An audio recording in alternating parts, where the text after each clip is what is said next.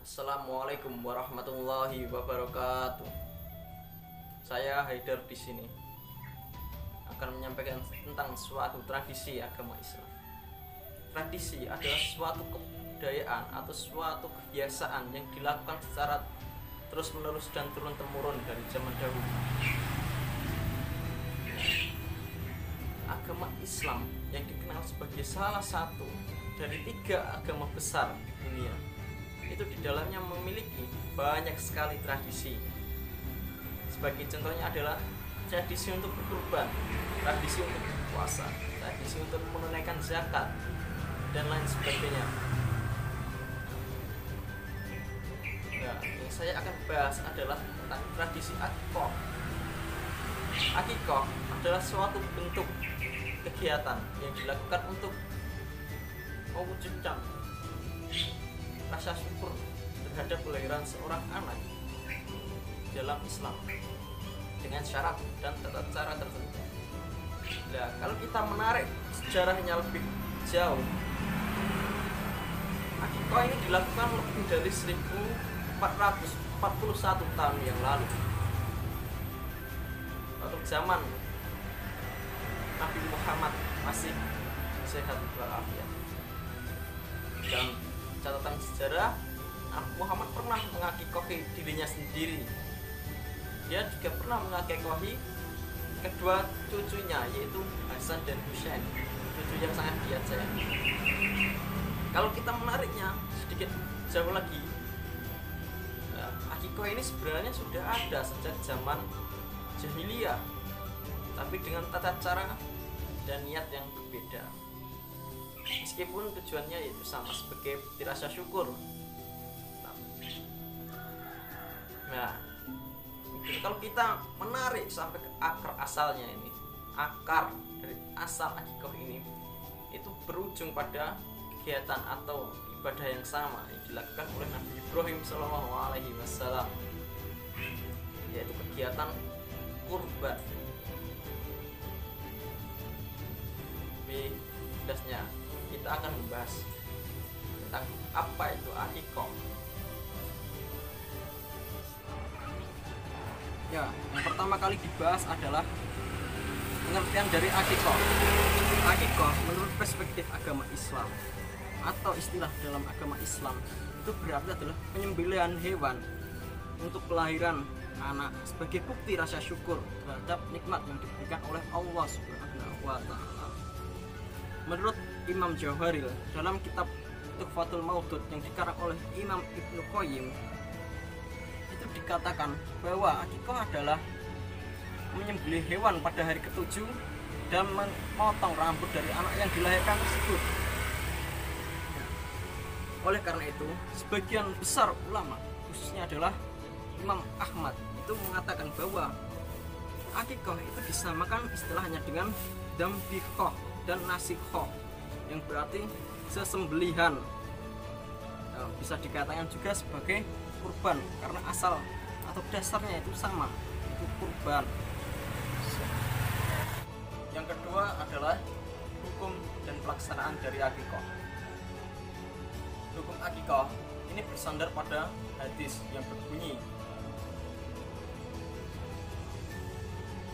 An Samrata bin Jundab anna Rasulullah sallallahu alaihi wasallam qala kullu gulamin radinatun bi'aqiqatihi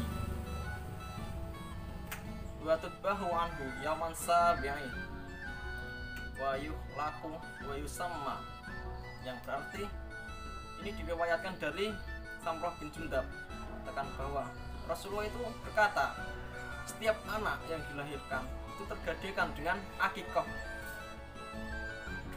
yang dilakukan pada hari ke-7, disembelihkan hewan, kemudian dicukur rambutnya dan diberikan nama. Nah, dari hadis ini muncul 2 hukum dari setiap ulama. Sebagian besar ulama atau jumhur ulama itu mengatakan bahwa hadis ini adalah sunnah, Tapi sunnah yang dimaksud adalah sunnah muakkad. Maksudnya sunnah muakkad adalah sunnah yang lebih dikuatkan. Kalau tidak melakukan tidak apa-apa, jika dilakukan akan mendapatkan pahala. Itu adalah definisi sunnah. Dan muakkad itu dianjurkan, lebih dianjurkan, bahkan Nabi pun menganjurkannya. Yang mendukung hukum, pandangan hukum ini adalah kebanyakan imam empat madhab, yaitu Hanafiyah, Malikiyah, Syafi'iyah, Hambaliyah.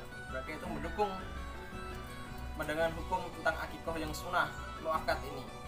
Sedangkan hukum kedua itu berpandangan bahwa jika anak itu tidak diakikohi, maka anak itu tidak dapat memberikan syafaat kepada orang tua kelak di hari akhir atau bahkan di akhirat, karena anak tersebut masih tanggungannya masih belum dilunaskan oleh orang tuanya, yaitu berupa akikoh. Ya, yang mendukung pandangan hukum ini adalah Imam Les dan Imam Hasan al-Bishri. Tapi hukum kedua ini atau yang menyatakan bahwa akikoh itu wajib, itu adalah doif atau lemah, karena kebanyakan ulama itu lebih mendukung atau lebih mengutamakan hukum yang mengatakan bahwa akikoh ini adalah sunnah muakkad. Ya, selanjutnya adalah pelaksanaan akikoh. Akikoh itu pada dasarnya dilaksanakan pada hari ke-7 setelah kelahiran. Ya, di sini ada perbedaan pendapat antara ulama. Ada berpendapat yang pertama, jika dilaksanakannya sebelum hari ke-7 dari kelahiran itu, dia atau orang yang melaksanakan akikoh atau orang tua dari bayi tersebut mendapatkan kesunahan dari akikoh. Yang kemudian pendapat kedua itu menyatakan bahwa jika dilaksanakannya sebelum hari ke-7, maka orang tersebut tidak mendapatkan kesunahan dari akikoh. Tapi di sini yang menjadi patokan adalah pelaksanaannya adalah hari ke-7. Jika orang tua yang memiliki tanggungan akikoh tersebut tidak bisa melaksanakannya pada hari ke-7, bisa ditangguhkan dan diganti pada hari ke-14. Jika tidak bisa, maka ditangguhkan lagi menjadi hari ke-21 dan seterusnya sampai anak tersebut balik. Nah, terus ada suatu kasus di mana anak tersebut tidak diakikohi dari kecil. Nah, saat sudah balik dia ingin mengakikohi dirinya sendiri. Nah, itu dihukumi boleh. Ada suatu riwayat yang mengatakan bahwa Rasulullah itu juga mengakikohi dirinya sendiri tepat setelah diangkat menjadi nabi. Nah, di sini akikoh ini memiliki kesunahan menurut beberapa ulama, yaitu membarengkan antara menyembelih hewan, memotong rambut, dan pemberian nama. Yang ketiga adalah hewan akikoh. Menurut hadis yang diriwayatkan oleh Imam Al-Tirmidzi, yang artinya adalah berakikohlah dengan 2 ekor kambing atau domba untuk anak laki-laki dan 1 ekor kambing atau domba untuk anak perempuan. Nah, dari hadis tersebut muncul hukum yang menyatakan bahwa akikoh untuk anak laki-laki dan perempuan itu berbeda porsinya. Anak laki-laki itu memiliki 2 ekor kambing atau domba untuk akikohnya, sedangkan anak perempuan itu hanya setengahnya, yaitu 1 ekor kambing atau domba. Tapi di sini ada keringanan. Jika tidak bisa mengakikohi atau jika ingin berakikoh hanya dengan 1 ekor domba, itu diperbolehkan. Syarat dari hewan akikoh sendiri itu menurut sebagian besar ulama itu sama dengan syarat hewan kurban. Nah, sedangkan hukum berakikoh menggunakan domba atau kambing itu memiliki 2 anggapan dari para ulama.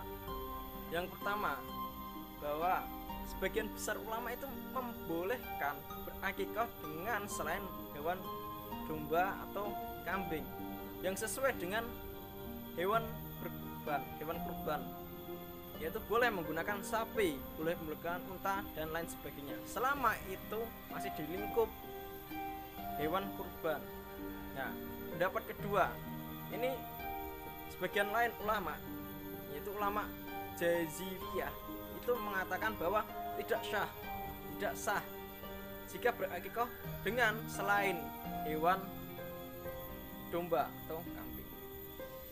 Ya, di sini ada kesunahannya juga. Disunahkan yaitu dalam berakikah itu membagikan dagingnya itu secara matang, yaitu tidak mentah, secara matang. Karena inti dari akikah adalah bersyukur dan mengikatkan tali persaudaraan.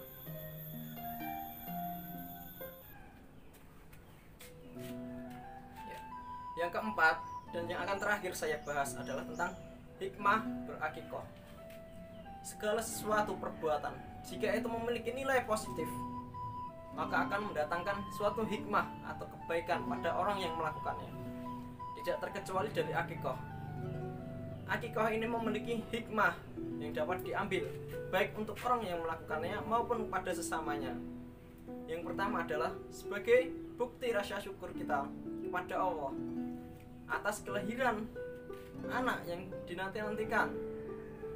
Yang kedua, sebagai penanda atau pengumum dari kelahiran anak bagi seluruh orang yang ada di lingkup itu. Yang ketiga, sebagai penguat dari tali silaturahmi.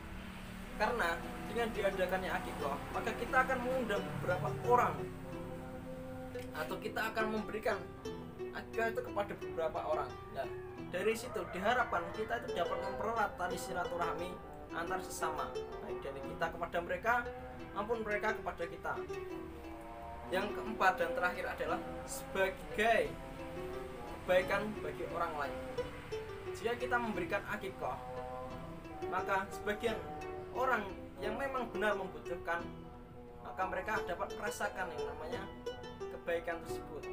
Sebagai contohnya, orang yang benar-benar fakir dan miskin dan yang membutuhkan makanan pada waktu itu, jika kita memberikan akikah pada mereka, mereka pasti akan bersyukur dan mendatangkan kebaikan pada mereka dan kepada kita.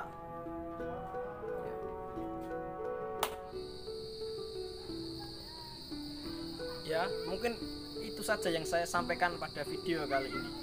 Bila ada kesalahan yang saya sengaja maupun tidak saya sengaja, saya mohon maaf yang sebesar-besarnya.